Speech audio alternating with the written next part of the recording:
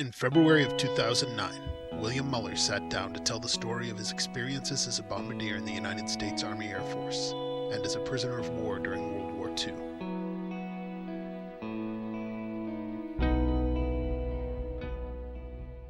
I was born in Louisville, Kentucky, in June 11th, 1917. I can remember my dad was working and doing real well. He worked in building, he was a stone cutter and stone setter. Back in those days before the crash or the depression, he worked and made good money, but then he went for many years without working, actually.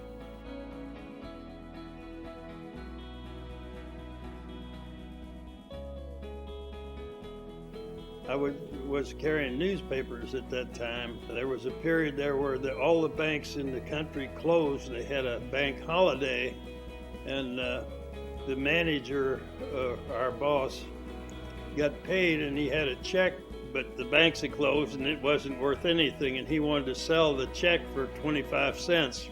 It was probably for a couple of $100, which back then was a lot of money. Like I say, my dad worked in building. He made good money, and they had built a house. Then the bottom dropped out, and he couldn't find work anywhere. We were about to lose the house. They couldn't make the payments on it. When Roosevelt was elected, the Congress made the Federal Housing Administration. They changed the loan so that you had very little payment on it and extended the loan, and it ended up where they actually ended up owning the house and got through that period. They started all these programs like WWII and FHA, and all of that stuff was started back in those days. A lot of people didn't like that program at the head, but it saved a lot of people. I remember one Christmas it was, we were the recipient of a great big food basket, but normally we gave food to people, through the church and so on, but I remember it had a big turkey on there, and we really thought that was great. But and it didn't hurt our pride to accept that, So, but that was rough going back then. I got out of high school in 1935. I looked around. I found a job. My aunt's father was superintendent of a cracker factory, and I became a dough mixer, and I mixed dough for graham crackers. At that cracker factory, there was some good-looking girls worked in there. We worked on the fourth floor of that factory, and in the morning, when we didn't have much to do, we'd look out the window and watch all the girls come to work. There was this black-haired, good-looking gal. I always kind of liked her looks. Betty Murphy, her name was, and she was a good-looking girl. Like I say, she had a nice shape and so on. One morning, I came down. I asked Betty if she'd like to go to a dance, and she said, yeah. So we started dating, and I don't know, it was a year or so. Then I got this job in Washington. I had taken these civil service exams back right after I got out of high school. I remember when I went to her house, we had a date, and I told her, well, I got this job, I'm going to be going to Washington. And I remember that she actually cried a little bit. I didn't know she cared that much about me, see. So I was up there actually 2 years. I really enjoyed that, working in the Census Bureau. I was there until I got drafted. President Roosevelt, they had to start the draft, they had a big bowl, and everybody, young guys, had to, if you were a certain age, you had a capsule with your number in it, and they mixed the bowl up, and he pulled out a few numbers, and they were the ones to be drafted. It was before the war had started, England and Germany had gone to war, so they knew America was going to get into it eventually. I was drafted in June of 41. You were drafted for a year. I liked outdoors and all that. I thought, well, I'll like the Army, all right. I hated the damn infantry, but I lucked out. They had me classified as a file clerk because I had worked in Washington as a file clerk and so on. They were just assembling these divisions and so on. That particular outfit, the first sergeant hadn't kept the Army regulations up to date, and they were all in a box and weren't filed and all this. And he said that if you come in here and put these things in binders and so on, he says, you won't have to do any marching or anything. Boy, I thought that was a good deal, so I did. I had made 6 months when December the 7th came, when we actually got into war. I had 6 months, but I was thinking, well, gee, 6 more months and I'll get out. Well, the Pearl Harbor, that was it. You were in forever there.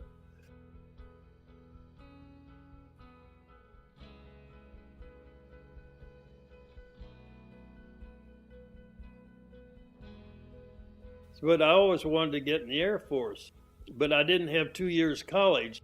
I had read in there where they were accepting anybody that could pass the physical and the mental test. They could get into the cadet program for the Air Force. I applied for it and made it, and so then I left my job in the infantry, and I was what they call an aviation cadet.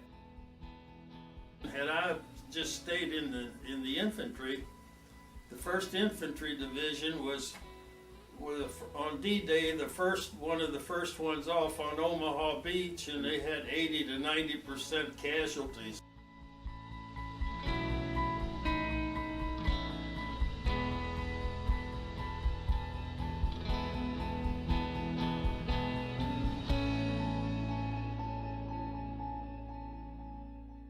The way they trained back then, you had 3 different groups. In primary training, you learned a small plane, they call it a PT-19A.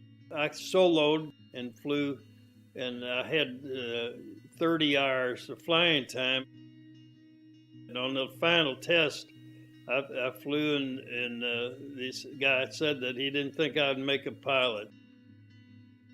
And then I had to start all over again. I had the choice of being a bombardier or a navigator. Okay, I decided I'd be a bombardier because I wasn't real sharp on math. I didn't want to be a navigator, so there was a lot of math with navigation. So anyway, I got into bombardier training, and I got to be a bombardier, 2nd lieutenant, and I really enjoyed it. It was a good deal. Bill was sent to Gowan Army Air Force Base in Idaho, where he became a bombing instructor. Now, they had 2 kinds of bomb sites in the Air Force then. Norden, which was a famous one, and they had a Sperry site. But I had been trained on both of them, so I became an instructor. I really had the world by the butt then. Bill was soon added to an active crew and shipped out for Europe. I ended up in the 15th Air Force. We flew from Italy to over into the Balkans and up into southern Germany and so on. And I flew on 27 missions and before we got shot down. We needed 50. And in England, if you were in the 8th Air Force, they flew over Germany all the time, and they really got knocked out. And so they flew 25 missions. And if you made the 25 missions, then you would go back to the United States and you wouldn't be in combat anymore. So, but in Italy, it was 50. We bombed Ploesti, Hungary. It was a long way from Italy, and we bombed that one time and got a ribbon. I remember one time we were to bomb there was a great big, I guess you'd call it a viaduct, We had 2,000-pound bombs. They were big bombs. You only carried one on each plane back then. And we dropped bombs on there, and I know that there were people that lived around there. That was the only time I ever really felt guilty about maybe killing people. Muller and his crew flew their final mission in April of 1944.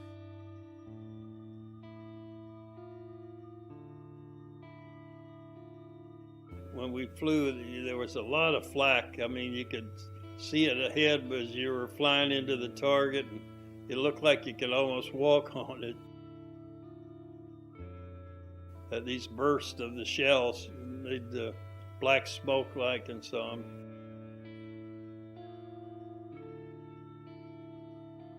On one of those, we got shot down.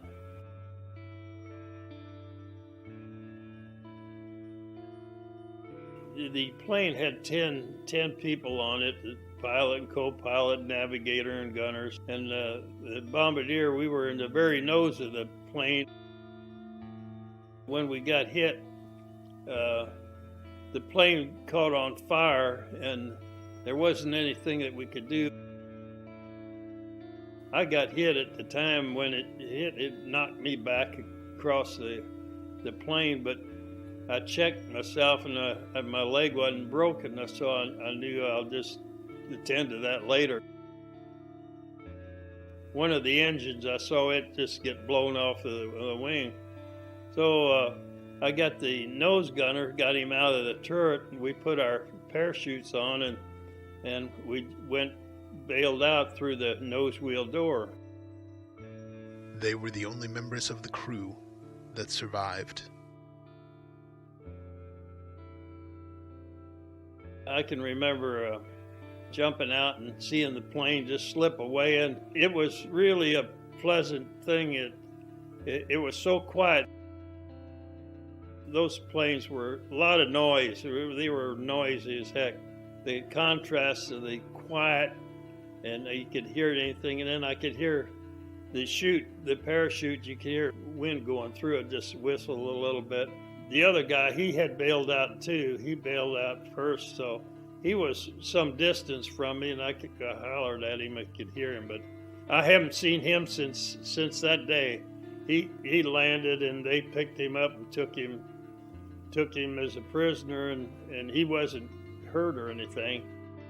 When I landed near a little town. It was Mattersburg, Austria. I had a first aid kit, so I was fixing my leg. A couple of Germans came up, German soldiers, and so they took me from there, and then they interrogated me. Name, rank, and serial number, that's what I told him. And he said, well, let me tell you something about yourself.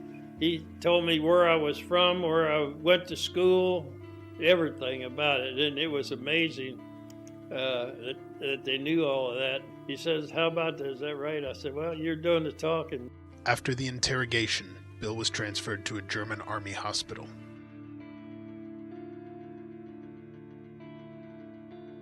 In that hospital, when I got in there, the doctor, he asked me, what happened and did you bleed much?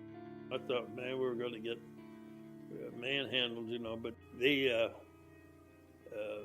doctors, they were real good, and they really treated you real good. But that was really unusual, I guess, there for the war to be treated so nice. But this was Austria. If this had been around Berlin, it'd have been altogether different. The chances are they would have pitchforked you when they found you,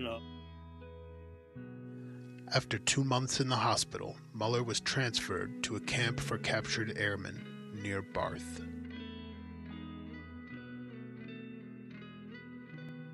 From there, they took us on to the prison camp.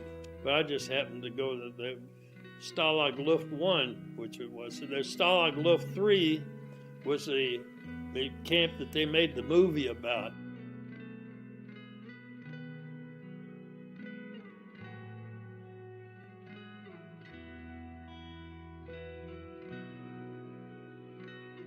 They had one-story buildings, and they had about 16 rooms in them.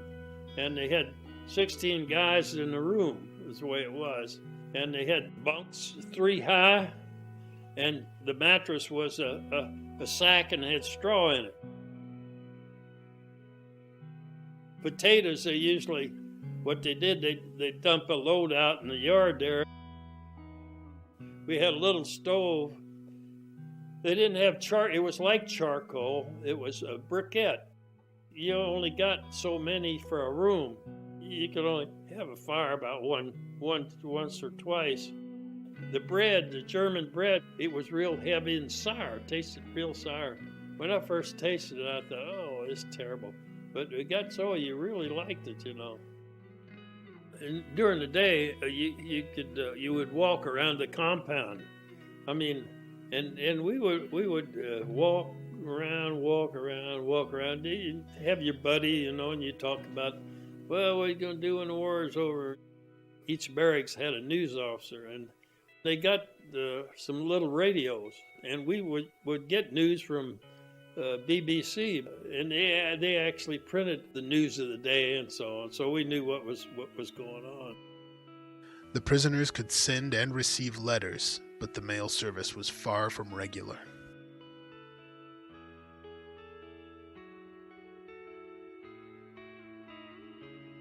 We wrote some letters, and matter of fact, it was almost a year before they knew whether I was living or dead.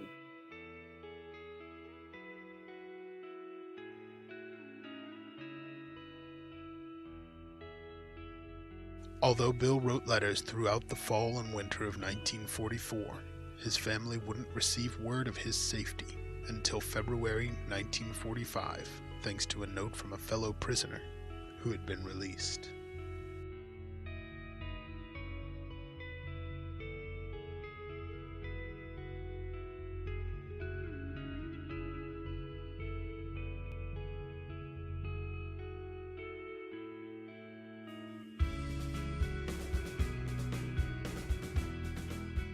We heard about the Russians. See, we were in northern Germany. We're near the Polish border, and that's where the Russians were coming to go to driving to get to Berlin. When we were liberated, the first ones came in. There was a couple of little one-man tank Russians that came in, and they backed up to their double barbed wire fences with barbed wire. They backed up that and just bulldozed that away, see, and hey, comrade, they say, comrade.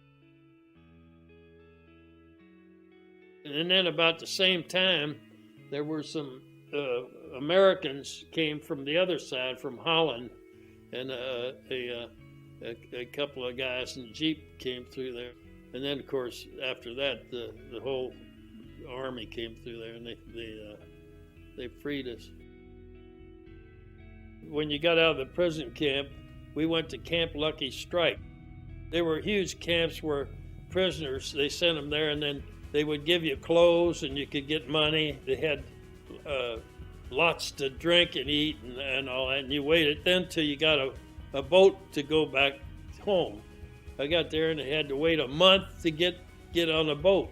On June 21st, 1945, Bill's father received a Western Union telegram. It said that his son had been released from the prison camp and he was on his way home. I think it took a week to get across the ocean. We docked in at Boston, and then from there, he got on a troop train and got to Louisville. Soon after getting home, Bill married Betty, the girl from the cracker factory. They were married on August 4th, 1945, and planned a short honeymoon since Bill was scheduled to redeploy to the Pacific Theater. During the honeymoon, the atomic bombs dropped on Japan, and the war ended.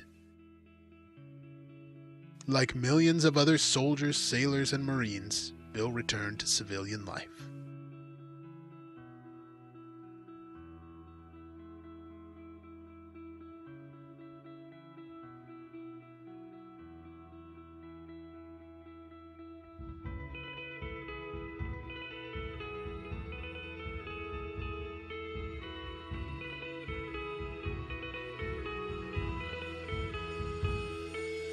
I was in